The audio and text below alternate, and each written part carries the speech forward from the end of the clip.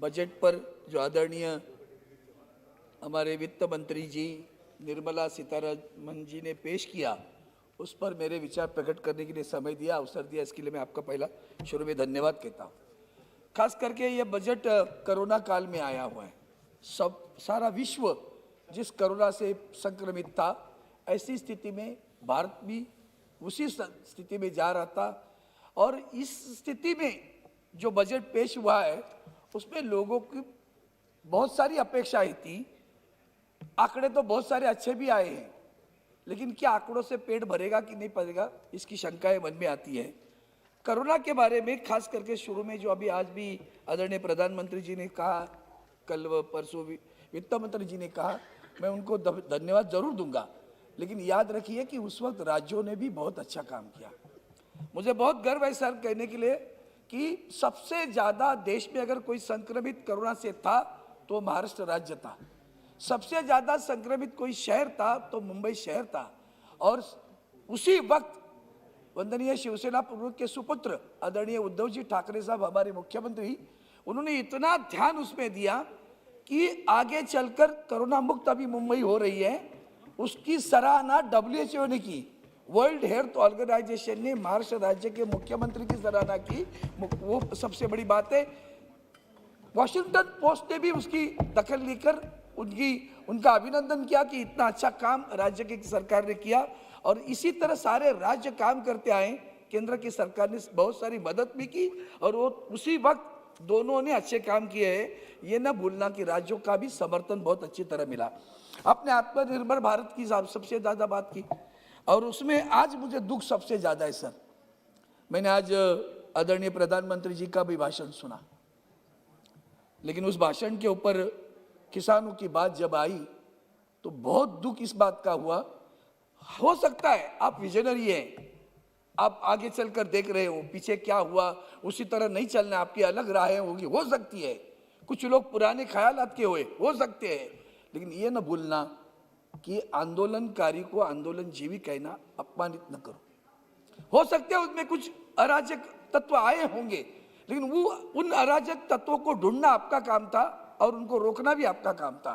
लेकिन जो लोग उसकी मांग कर रहे उनको हम कहेंगे दहशतवादी है, आतंकवादी है, खालिस्तानी है, ये अवमानित करने की आवश्यकता नहीं थी। मैं आज भी फिर दोबारा प्रार्थना करता हूँ प्रधानमंत्री जी से, इसमें उनको बुलाने में कोई दिक्कत नहीं है। आपने आज अच्छा एक उत्तर भी दिया है, अच्छी है, लागू करें ना लागू करें, ले ना ले, हमने विकल्प दिया है। लेकिन विकल्प देने के बाद एक बात सबसे बड़ी दुख की बात मुझे क्या लगी, करीबन 200 किसान मर गए।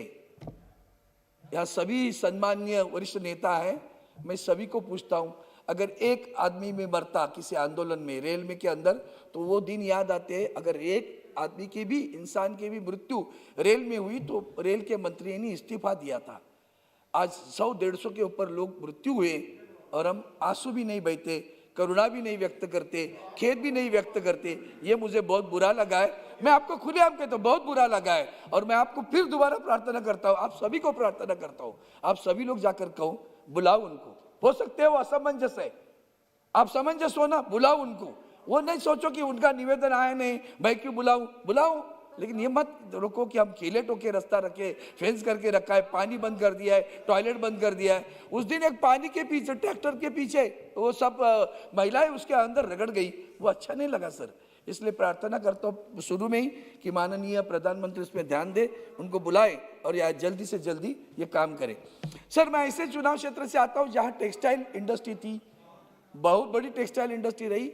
मुंबई शहर का टेक्सटाइल हब था और वो उसकी पावर थी उसकी। मुंबई शहर वाइब्रेंट था, the vibrancy had come from the textile industry and the port, Mumbai port. Those were the workers which brought the vibrancy to the Mumbai city. Today both these things have gone down and almost closed down. But none of the government is not knowing that.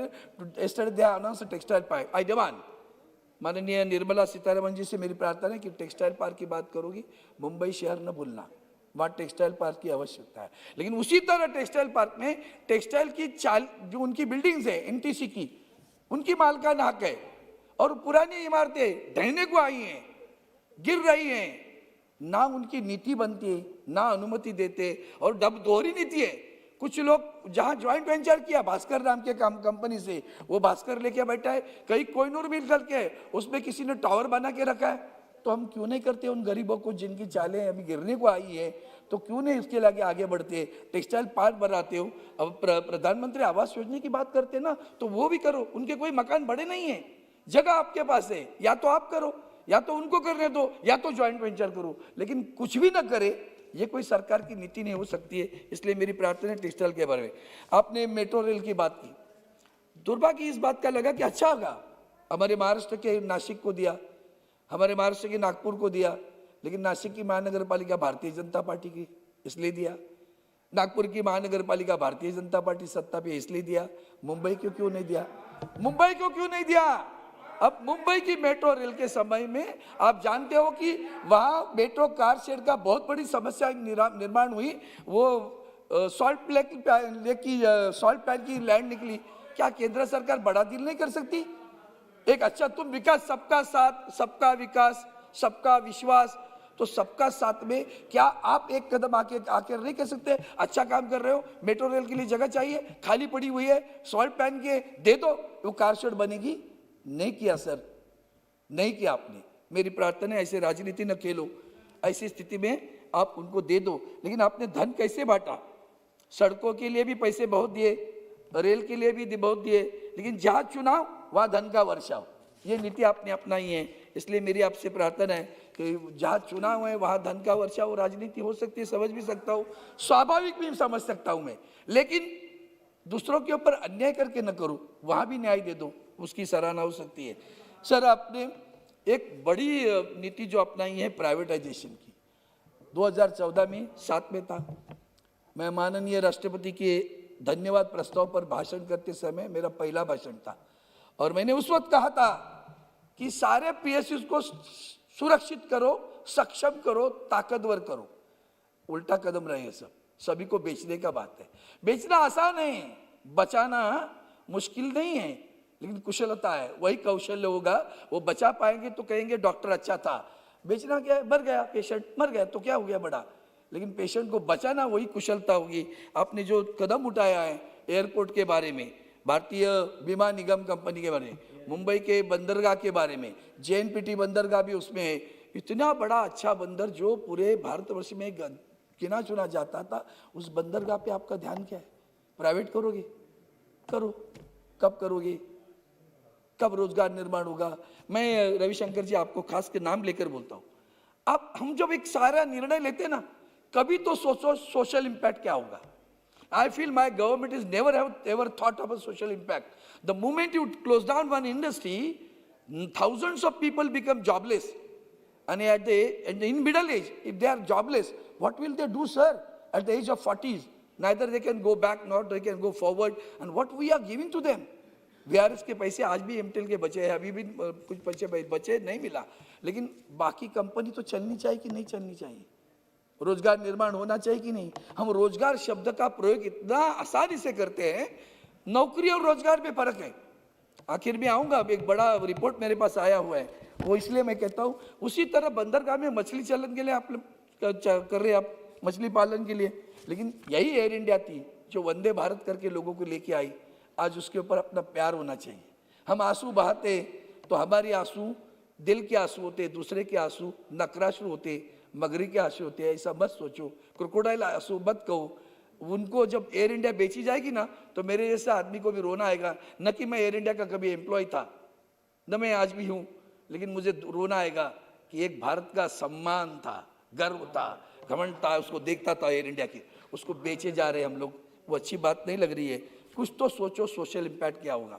10-10, 20-20 बरस वहाँ के बच्चे temporary करके काम कर रहे, वही तनख्वाह, कुछ नहीं है। अब बाद में क्या होगा? Social impact. हम क्या पेंशन देते हैं? 1000 रुपया, क्या होगा उसका? ये सर आधा अधूरा अंधानुकरण चल रहा है हमारा। पश्चिम राष्ट्रों में, वहां सर अमेरिका में अगर रिटायर्ड हो गया तो पेंशन भी मिलती है, स्वास्थ्य की सारी जिंदगी भर जिम्मेदारी सरकार उठाती है। हम करते हैं? हमने 75 वर्षों वाले हमारे बुजुर्गों के कह दिया इनकम टैक्स की रिटर्न भरने की आवश्यकता नहीं है। अच्छी बात है। कितने लोग हैं 75 वर्ष वाले? बताओ तो सही।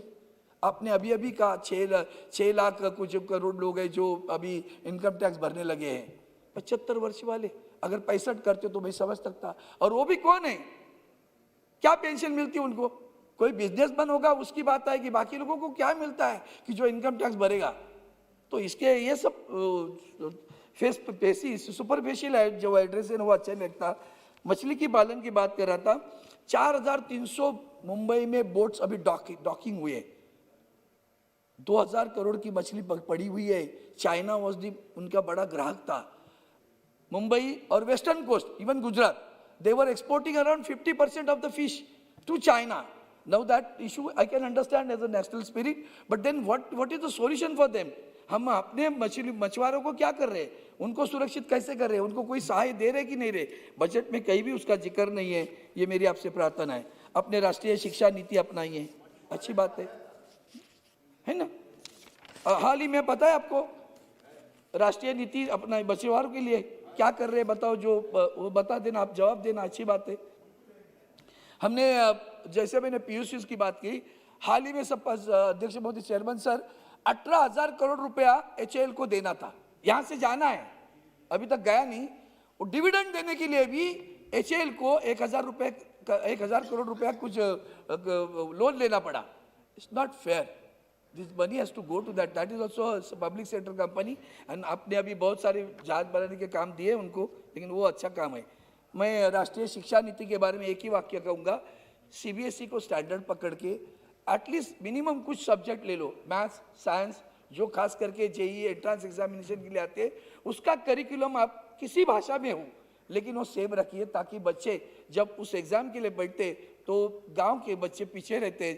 ये करिकुलम के बारे में आप कुछ नहीं कर रहे, बाकी सारे आपने लिबर्टी दे दी है, ये करिकुलम उसमें अगर आगे जाएगा तो गांव के बच्चे भी आगे जाएंगे। सर, आपने गोवा की स्वतंत्रता दिन 375 वर्ष 60 वर्ष हुए, इसके लिए 300 करोड़ रुपए दे दिए, स्वागत करता हूँ। लेकिन पता है गोवा मुक्ति आंदोलन किसने किया था? गोवा मुक्ति आंदोलन पहले गए हमारे डॉक्टर राम मनोहर लोहिया, फिर SM जोशी, नागा गोरे, ये सारे, मतलब इतने बड़े धुरीन थे ना सर। गोवा मुक्ति आंदोलन का सेंटर मुंबई, मोहन राडे, SM जोशी, नागा गोरे, शिरूभाई लोमिये, महादेव शास्त्री जोशी, केशवराव जेदे, मधु दंडवते, जयंतराव टिळक, त्रिदीप कुमार लीडर्स थे उस वक्त भी। सर मेरा ध्यान है। No. I am talking about Trideep Kumar Chaudhary, veteran member of this house, who was in the liberation movement of Goa. No, I do agree. But then see that what I want to say about anything else, उसमें Mumbai was the center. Some of the ladies, जिनमें मंदा यार्गी, कमला उपस्नी, प्रभा साठे, शांताराम, इन्होंने अपने प्राण अर्पण किए। ये अमिचंद गुप्ता, बाबूराव तोरात, उन्होंने अपने प्राण अर्पण किए। ये महाराष्ट्र से हुआ, उसी समय महाराष्ट्र के भी निर्माण चल रहा था, और महाराष्ट्र को भी 60 साल यही 2020 में हुए, 1960 से लेकर। महाराष्ट्र की सरकार को आपने कुछ नहीं किया। पुर्तगाल से स्वतंत्रता मिली, महाराष्ट्र को भी वैसे ही 106 लोगों ने अपने प्राण अर्पण करने के बाद में महाराष्ट्र का निर्माण हुआ, आपने नहीं दिया। ये मैं आपको याद दिलाना चाहता हूँ। आगे चलकर सब न्यायपालिका के बारे में आपने मुद्दा किया। सर क्या बोलूँ न्यायपालिका में, ठीक है उसने उनकी भाषा में कहा। मैं एक ही उदाहरण दूंगा, किसी एक आदमी के लिए हमारा सर्वोच्च न्यायालय इतवार को खुलता है, और गरीबों को न्याय देते समय आपको उदाहरण देता हूँ, मुंबई में के जाम मिल के 4 दुकानदार, छोटे दुकान, गरीब लोग है, ज़्यादा कमाई नहीं है, उनका NTC ने इतना किराया बढ़ाया कि पूछो, मैं बोले इतना बड़ा किराया कितने देंगे, नहीं कर सकते इसे, थोड़ा किराया कम करो। वो देते गए, वो लेते नहीं गए, कानूनन उनको प्रचा नहीं की, आगे चलकर किराया देना रुक गया, गलती है। लेकिन उसको लेकर विषय सुप्रीम कोर्ट तक आ गया। कोरोना काल में बोर्ड पे केस आ गई, 4 दुकानदारों को रास्ते पे लाया, रोजगार निर्माण हुआ। ये कोई तरीका है क्या? ये सर्वोच्च न्यायालय, 4 दुकानदारों की केस, गरीब, क्या गुनाह क्या है? किराया नहीं दिया, NTC भी उसके लिए जिद करके बैठी। मैं माननीय स्मृति ईरानी को कहते, वो भी बेचारी मदद करती, लेकिन नहीं हुआ। बोली सुप्रीम कोर्ट के निर्णय के ऊपर मैं क्या करूं, खाली कर दिया। अब मैं सरकार को प्रार्थना करता हूं, कैसे निर्णय होता है। अर्णव गोस्वामी के लिए इतवार को खुलता है, उनके लिए ऐसा न्याय मिलता है। ये न्यायपालिका के बारे में आप ध्यान दीजिए। आपने 23 लाख करोड़ का पैकेज दिया, उसमें से हमें क्या मिला? महाराष्ट्र के GST के पैसे 25,000 करोड़ रुपया आज भी आने हैं, अभी तक आए नहीं हैं, कब मिलेंगे मालूम नहीं। भारी वर्षा, चक्रवात, निसर्ग चक्रवात, किसानों का उसमें बहुत भारी नुकसान हुआ। इतना सब होने के बाद कुछ महीनों के बाद अपने यहाँ से अधिकारी गए, सब आया सूखा होने के बाद, दूसरी फसल लगी तब जाके देखने के लिए 2 महीने के बाद में देखने के कि अकाल में कितना नुकसान हुआ। अरविंद सवंत जी। अच्छा नहीं लगा, ये भी आपके लिए हम ध्यान में लाता हूँ। सवंत जी, महोदय प्लीज आखिर के दो महत्वपूर्ण विषय बहुत गंभीर है, इनके लिए भी अच्छे है, मेरे लिए नहीं, सरकार के लिए, देश के लिए अच्छे है। मैंने ITI इंडस्ट्री का इस्तेमाल करूं सर, मेरे पास दो ही मुद्दे बड़े महत्वपूर्ण हैं, ये बहुत गंभीर है। Indian billionaires increase their wealth by विषमता निर्माण हुई। अच्छा है, आज भी प्रधानमंत्री बोले, आदरणीय प्रधानमंत्री जी का वेल्थ होना अच्छा है ना, कौन ना बोलता है। मैं नाम नहीं लेता हूँ क्योंकि माननीय टाटा जी उनको बिजनेसमैन कहते हैं, ऐसे बड़े businessman earn ₹90 crore an hour during pandemic when around 24% of the people in India were earning under ₹3,000 a month. It says, this is Oxfam report. That report is saying like that. Indian billionaires increased their wealth by 35% during the lockdown to ₹3 trillion, ranking India after US, China, Germany, Russia and France. Out of this, the rise in fortunes for the top 100 billionaires since the lockdown in March is enough to give everyone of the 138 million poorest Indian people a check of ₹94,045 each, according to Oxfam Inequality Virus Report released on the opening day of the World Economic Forum in Davos. Yes. The wealth of the top 11 billionaires during the pandemic would easily sustain the Manregas. It recommended reintroducing the wealth tax and effective one-time COVID-19 cess of 4% on taxable income of over ₹10 lakh to help the economy recover from the lockdown. It's good for you. The report also delved deeper into different forms of inequalities, including educational, gender, and health, which meant that the facility to wash hands and maintain distance, essential to prevent the spread of coronavirus, was impossible for a majority of the people. According to the report, only 6% of the poorest 20% have access to non-shared sources of improved sanitation.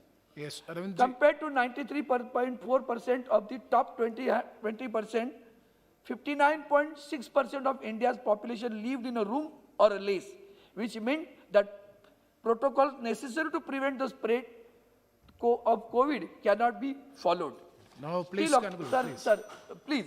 एक और एक report है, वो भी एक No, डेढ़ please minute. don't We- quote, I'll you just finish tell in the point. 2 minutes, 2-3 minutes. You just tell the maximum. points, Please, don't please, read please, it. for God's sake, it's very important. Till October, it's a very serious thing. Till October, 32 crore students were hit by closure of the school, of whom 84% resided in rural areas and 17% attended government school. Oxfam India surveys across 5 states said that close to 40% of the teachers in government school feared that the prolonged school closure might lead to a third of the students not returning once school reopened. अभी last का एक ही. No. Sir एक ये international. Please sir don't- एक बात आपको भी मैंने जैसे HL का कहा.